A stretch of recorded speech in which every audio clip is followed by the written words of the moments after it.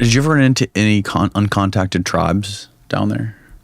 I never ran into any, but I know that I was in the presence of some. I found an arrow once, a 6-foot arrow. And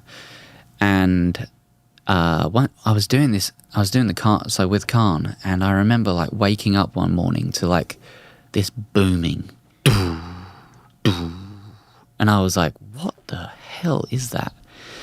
And I was pinpointing it to like this direction from where it was, you know, and it was just like, what is that? And it was like 10 minutes would go by, doo, doo. And I know that capuchins will like break castagna nuts onto the trees and they will do all these things, but this was rhythm. This was time. This was something that I never got an eerie feeling from a capuchin making a drumming sound, right? Because I just knew that they were like breaking something open. They try to, you know, use tools, or they're clever. Mm-hmm. This was this eerie feeling. And I remember going out off trail trying to find like where this sound was coming from. And I saw snapped branches across the trail. And when you see snapped branches, you know that it's a sign, don't go here. And then I heard boom, boom, boom, boom, boom, like, and then I never heard it again.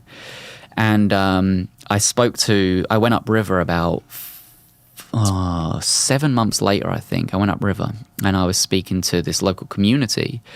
And I said, I just have this question. Like, I know some of your elders here they speak the language of the uncontacted, and I know they're on the river.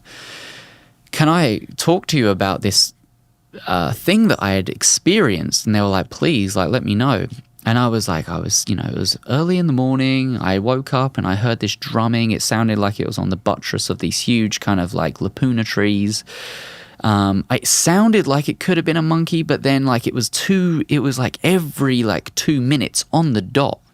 And it was like very precise, and it was very like it had a lot of rhythm. Mm-hmm. And he said, did you hear any other sounds, like whistling, knocking, any of these things? And I said, well, I could hear something like in the distance, but I couldn't hear what it was. He goes, yeah, that's how the uncontacted communicate. If they don't know where one another is, they will bang the roots of these big trees to let them know in what direction that they've gone. Because what they've done is they've used the stream systems, because at this point it was wet season, right? Mm. So they'd use the stream systems, which were a lot higher, to, you know, kind of kayak down with their kind of like dugout canoes. Mm-hmm. They had probably found something that they had killed, and then they were telling each other like where they were. Wow. And I was like, holy shit, like, this was about 400 feet from where I was. That's wild. And I went and I said, oh, no, you know, I saw the snapped branch. Okay, did you go past it? I said, fuck no, I didn't go past it. It was like, I know what that means. And they were like, good, because you probably would have died.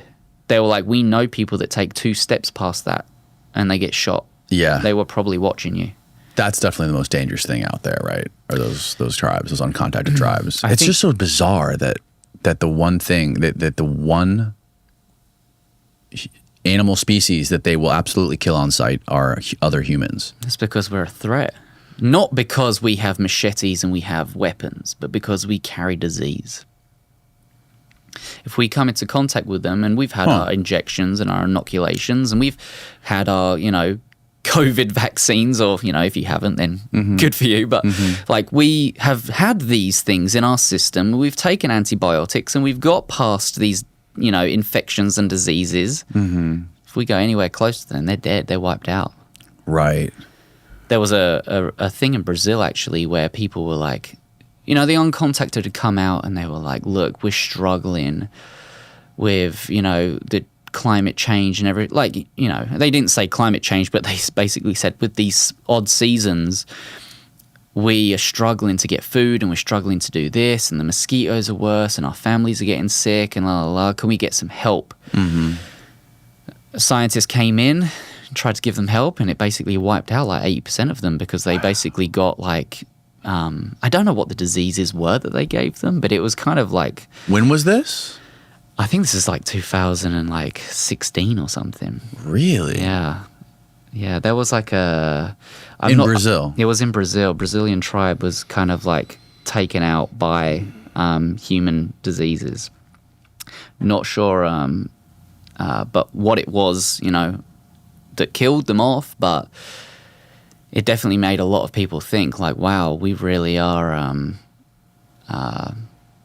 messing up the world, It is just so bizarre to me that you can have people running around naked in the forest with bow and arrows at the same time. You could have people driving around in autonomous electric vehicles. Yeah, and what's even crazier is that we see these kind of like, in our minds, we see these kind of like uncontacted tribes as like these small jungle kind of like, jungle people. Mm-hmm. They're extremely tall. They have huge feet. The reason why, native South Americans, are the way they are these days is because the Spanish came in and the Spanish are a lot smaller, and then, things kind of like progress with...